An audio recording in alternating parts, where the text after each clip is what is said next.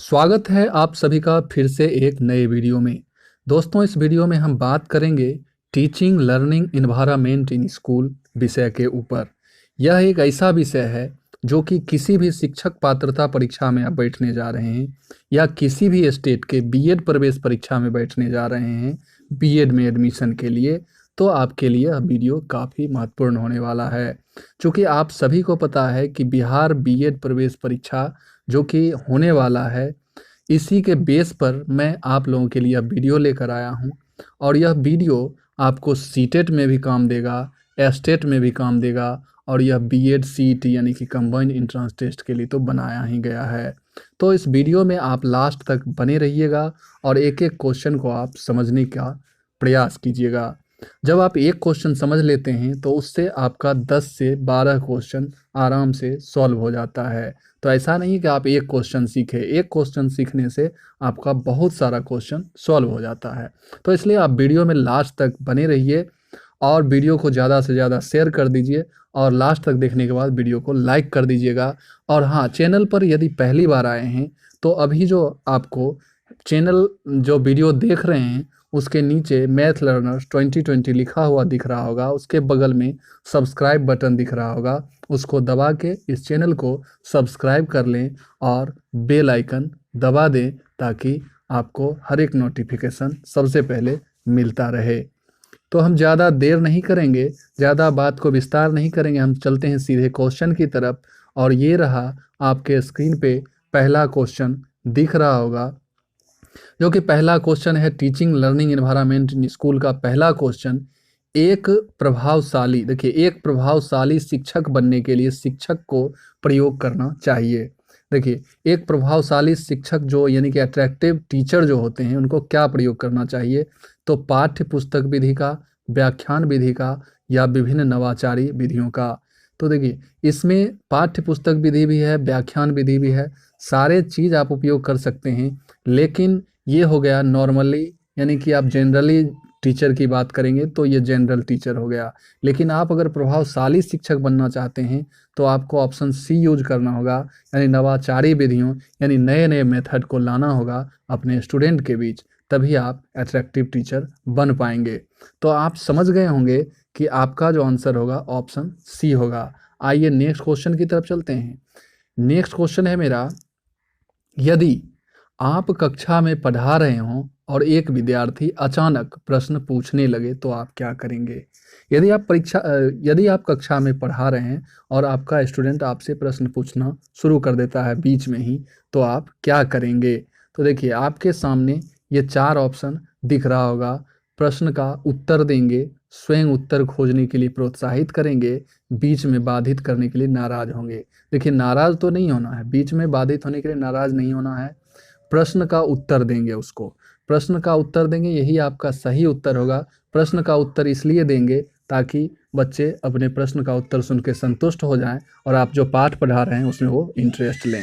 और देखिए, आपके मन में आ रहा होगा ऑप्शन बी, स्वयं उत्तर खोजने के लिए प्रोत्साहित करेंगे। ये नहीं होगा, क्योंकि स्वयं उत्तर खोजने के लिए आप यदि प्रोत्साहित करेंगे तो आप कोई ना कोई पाठ पढ़ा रहे हैं, उसके बीच में वो क्वेश्चन पूछा है और वो स्वयं उत्तर खोजने में अगर व्यस्त हो जाएगा तो आपके द्वारा पढ़ाए गए पाठ को नहीं पढ़ पाएगा।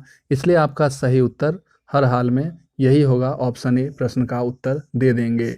आइए नेक्स्ट क्वेश्चन पे चलते हैं। नेक्स्ट क्वेश्चन मेरा है, शिक्षण अधिगम प्रक्रिया में कौन सी क्रिया की जाती है?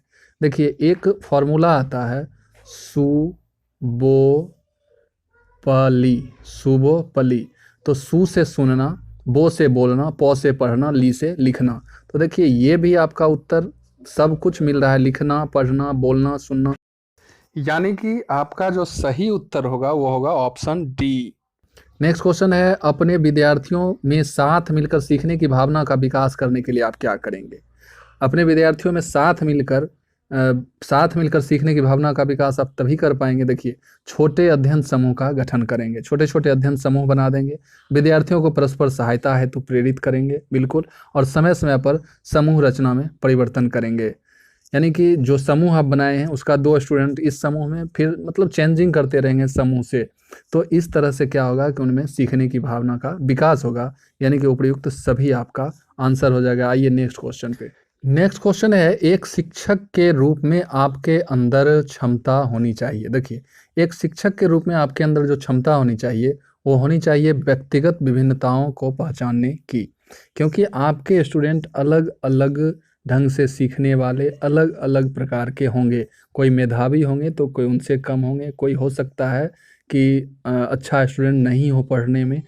तो ये पहचानने की क्षमता आप में होनी चाहिए। ठीक है, विद्यार्थियों को स्वाध्याय हेतु प्रेरित करने की, बिल्कुल विद्यार्थी को आप स्वाध्याय हेतु प्रेरित भी करेंगे और विद्यार्थियों में अच्छे गुणों का विकास भी करेंगे। ये सारी क्षमता आपके अंदर होनी चाहिए, तो आपका आंसर उपयुक्त सभी हो जाएगा। आइए नेक्स्ट क्वेश्चन पे। नेक्स्ट क्वेश्चन मेरा है, धीमी गति से सीखने का निम्न में से क्या कारण हो सकता है? घर से विद्यालय का दूर हो जाना? ये नहीं होगा। घर से विद्यालय अगर दूर है तो इससे सीखने पर फर्क नहीं पड़ सकता है।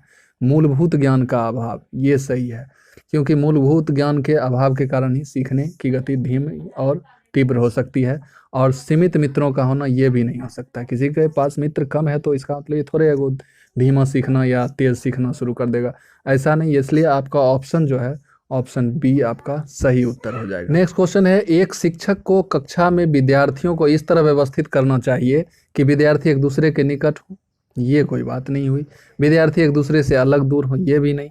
शिक्षक प्रत्येक विद्यार्थी पर नज़र रख सके, देखिए ऐसे व्यवस्थित करना चाहिए कि शिक्षक का नज़र क्लास के सारे स्टूडेंट के प्रति हो, तो यही आपका उत्तर होगा, ऑप्शन सी। नेक्स्ट क्वेश्चन है, विद्यालय के लिए समय सारणी का निर्माण करते समय अध्यापक को ध्यान रखना चाहिए।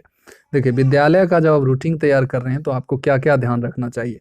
विद्यालय के मानव संसाधनों का, विद्यालय के भौतिक संसाधनों का, विद्यालय के निर्धारित समय का, उपयुक्त सभी। देखिए, सारे चीज़ आप रूटीन में ध्यान रख सकते हैं और रखना भी चाहिए। तो इसलिए आपको विद्यालय के मानव संसाधनों का भी, विद्यालय के भौतिक संसाधनों का भी, विद्यालय के निर्धारित समय का भी ध्यान रखना चाहिए कि कितने समय में आपको क्लास चलाना है या क्या करना है, कितने, क्योंकि आपके पास अगर 6 घंटा है तो 6 घंटा में ही कितना विषय आपको पढ़ाना है, क्या करना है, प्रे करना है वगैरह, सारे रूटीन में आप रख सकते हैं। तो सारे चीज़ को आपको ध्यान रखना होगा, ऑप्शन सी डी आपका आंसर होगा। नेक्स्ट क्वेश्चन है, यदि आपकी कक्षा में कोई विद्यार्थी दुर्व्यवहार करता है तो आप क्या करेंगे? ठीक है, उसकी अवहेलना करनी चाहिए, ऐसा नहीं है, क्योंकि आप टीचर हैं और आपके नज़र में ऐसा नहीं होना चाहिए। शाब्दिक रूप से उसे सजा देनी चाहिए, ये भी आप नहीं कर सकते हैं। और शाब्दिक संकेतों, ये भी नहीं। अब देखिए, उसे अलग से बुलाकर अगर परामर्श देंगे, उसे समझाएंगे कि ऐसा नहीं करना चाहिए, ऐसा क्यों करते हो, दुर्व्यवहार करना गलत बात है, जो भी है उसे अगर अलग से समझाएंगे तो उस पर प्रभाव पड़ेगा और वह सही करने लगेगा। आइए नेक्स्ट क्वेश्चन पे। नेक्स्ट क्वेश्चन है, यदि आपकी कक्षा में कुछ बच्चे लगातार गृह कार्य नहीं कर रहे हैं तो आप क्या करेंगे? उनकी अवहेलना। फिर अवहेलना हम क्यों करेंगे बच्चों का? ये नहीं होगा। कारण जानने का प्रयास कर उनकी मदद करें। कारण जानने का प्रयास करेंगे कि वो होमवर्क क्यों नहीं कर रहे हैं, इसके पीछे कारण क्या है, और वो उन कारण का मैं समाधान करूंगा। मतलब जो भी उनके साथ प्रॉब्लम है उनमें उनकी मदद करेंगे। तो आपका आंसर बी हो जाएगा। आइए नेक्स्ट क्वेश्चन। और नेक्स्ट क्वेश्चन है, एक शिक्षक को जानकारी होनी चाहिए विषय वस्तु की, बाल मनोविज्ञान की, शिक्षण तकनीकी की। देखिए, सारे चीज़ अपने सब्जेक्ट की जानकारी, चाइल्ड डेवलपमेंट या चाइल्ड साइकोलॉजी जो कहते हैं उनकी जानकारी होनी चाहिए, और टीचिंग मेथड जो होता है वो, सारे चीज़ एक शिक्षक को जानकारी होनी चाहिए। आइए नेक्स्ट क्वेश्चन पे चलते हैं। और नेक्स्ट क्वेश्चन है, कक्षा में पाठ्य पुस्तक का उपयोग क्या है? कक्षा में जो पाठ्य पुस्तक का उपयोग है वो क्या है? तो सीखने के उद्देश्य को प्राप्त करना, बिल्कुल यही आपका आंसर होगा। सीखने के उद्देश्य की प्राप्ति ही पाठ्य पुस्तक का उपयोग है। जो सिखाया जाना है उसे परिसीमित करना, ये नहीं। विचारों और अवधारणाओं को समझाने के नए मानक सेट। तो आपका आंसर ऑप्शन ए हो जाएगा। आइए नेक्स्ट क्वेश्चन पे चलते हैं। और नेक्स्ट क्वेश्चन है, मातृभाषा में सीखना एक छात्र को विषय वस्तु को डैश में मदद करता है। देखिए, मातृभाषा में सीखना एक छात्र को जो मदद करता है विषय वस्तु को आसानी से समझने में, क्योंकि मातृभाषा वो घर पर भी बोलचाल की भाषा में यूज करते हैं और अपने स्कूल में भी अगर उनको मातृभाषा मिल जाता है तो वो पाठ को आसानी से समझ जाते हैं। आपका आंसर डी होगा। नेक्स्ट क्वेश्चन है, शिक्षण सामग्री उपयोगी है क्योंकि शिक्षक के काम में मदद करते हैं, सभी इंद्रियों को सक्रिय करते हैं, छात्र को चौकस रहने में, अधिगम को अधिक सार्थक बनाती है। देखिए, शिक्षण सामग्री उपयोगी है क्योंकि यही आपका ऑप्शन डी होगा, अधिगम को अधिक सार्थक बनाती है। ठीक है, आइए नेक्स्ट क्वेश्चन पे चलते हैं। नेक्स्ट क्वेश्चन है शिक्षक का कक्षा कक्ष व्यवहार अच्छा होना चाहिए, क्योंकि यह एक उदाहरण स्थापित करेगा। छात्र अधिक चौकस, ये तो नहीं होगा। वातावरण सीखने के लिए अनुकूल होगा, ये भी नहीं होगा। छात्र इसकी सराहना करेंगे, सराहना से भी कोई मतलब। यह एक उदाहरण स्थापित करेगा, क्योंकि शिक्षक जो होता है अपने छात्र के लिए आइडियल होता है और छात्र उनका अनुकरण करते हैं, इसलिए आपको अच्छा उदाहरण स्थापित करना होगा ताकि आपके छात्र भी अच्छे बन सकें। तो आपका यही होगा, यह एक उदाहरण स्थापित करता है उनका व्यवहार, शिक्षक का व्यवहार। नेक्स्ट क्वेश्चन है शिक्षक प्रशिक्षण आवश्यक है, क्योंकि देखिए टीचर ट्रेनिंग क्यों आवश्यक है, आप जो बीएड करने जा रहे हैं वो क्यों आवश्यक है। तो शिक्षण कौशल बढ़ाने के लिए, बिल्कुल सही। स्कूल संगठन के तरीकों को समझने के लिए, ये भी सही है।